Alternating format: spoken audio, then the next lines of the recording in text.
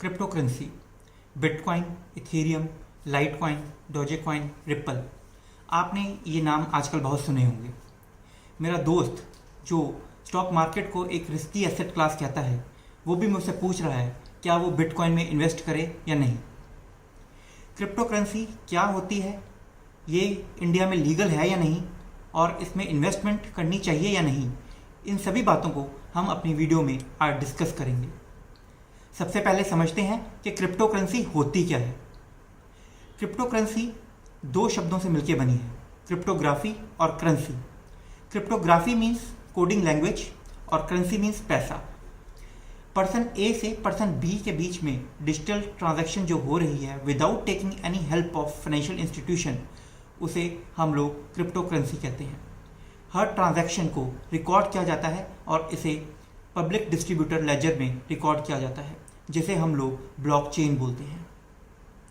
हर transaction को verify करने के लिए माइनर्स होते हैं और माइनर्स वेरीफाई करने के एवज में नए बिटकॉइंस लेते हैं। 2008 के फाइनेंशियल क्राइसिस के बाद क्रिप्टो करेंसी काफ़ी लाइमलाइट में आ गई थी। सतोशी नाकामोटो ने 2008 में इसे इन्वेंट किया था, लेकिन वो कौन है, कहाँ है, ये कोई नहीं जानता। अब दूसरा पॉइंट, क्या ये इंडिया में लीगल है? हाँ, ये इंडिया में लीगल है, बट समझने वाली बात ये है, ना ये मार्केट रेगुलेटेड है और ना ही ये लीगल टेंडर का काम करती है। लीगल टेंडर और रेगुलेशन, ये दोनों चीज़ों को समझते हैं। रेगुलेशन मीन्स, जैसे आपने देखा होगा कि स्टॉक मार्केट को रेगुलेट करने के लिए सेबी होती है, बैंक्स को रेगुलेट करने के लिए आरबीआई होता है, लेकिन यहाँ पर कोई भी रेगुलेटर नहीं है। अगर कल कोई भी फ्रॉड होता है, उसकी जिम्मेदारी लेने के लिए कोई भी रेडी नहीं होगा। दूसरा, लीगल टेंडर। आपने नोट पे देखा होगा, हमेशा लिखा होता है मैं धारक को वचन देता हूँ, और नीचे गवर्नर के सिग्नेचर होते हैं। ये सब काम ट्रस्ट के ऊपर होता है।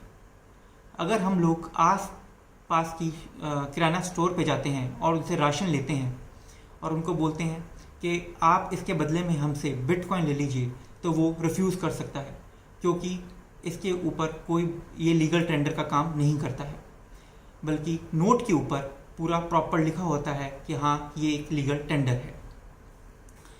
तीसरी बात, क्या हमें इसमें इन्वेस्टमेंट करनी चाहिए? ये मार्केट रेगुलेटेड नहीं है, तो इसमें काफ़ी अड़चनें आ सकती हैं। इसमें दूसरी बात यह है कि कोई भी क्रिप्टो करेंसी लॉन्च कर सकता है। इस वक्त करीब करीब 8000 क्रिप्टो करेंसीज मार्केट में फ्लोट कर रही हैं और कई फ्रॉड क्रिप्टो करेंसीज भी मार्केट में हैं। 2018 में ही अमित भारद्वाज करके एक एंटरप्रेन्योर ने फेक क्रिप्टो करेंसी को लॉन्च किया गेन बिटकॉइन के नाम से, और 2000 करोड़ का फ्रॉड कर दिया। अभी पिछले साल मॉरिस कॉइन करके एक कंपनी ने करीब 11 लाख कस्टमर से 15,000 रुपये पर पर्सन इकट्ठे किए और फरार हो गए। तो हमें ये देखना होगा कि अगर हमें इन्वेस्ट करना है तो हमें सिर्फ 1 से 2% इन्वेस्ट करना है अपनी टोटल एयूएम का, और सिर्फ उन्हीं क्रिप्टो करेंसीज में इन्वेस्ट करना है जो ज़्यादा प्रचलन में है।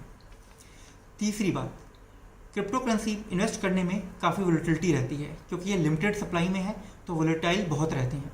अभी आपने देखा होगा पिछले हफ्ते ही ये करीब करीब 50% फॉल हो गया। 2011 में ये करीब करीब 90% फॉल हुआ था। 2017 में भी ये करीब करीब 85% फॉल हुआ था। तो इसमें वोलेटिलिटी काफ़ी रहती है। ये एक मोर ऑफ ए स्पेकुलेशन के तौर पे आजकल ट्रेडिंग हो रही है, ना कि इन्वेस्टमेंट के तौर पे। फिर भी अगर आप रिस्क लेना चाहते हैं तो आप 1 से 2% का रिस्क ले सकते हैं। Thank you.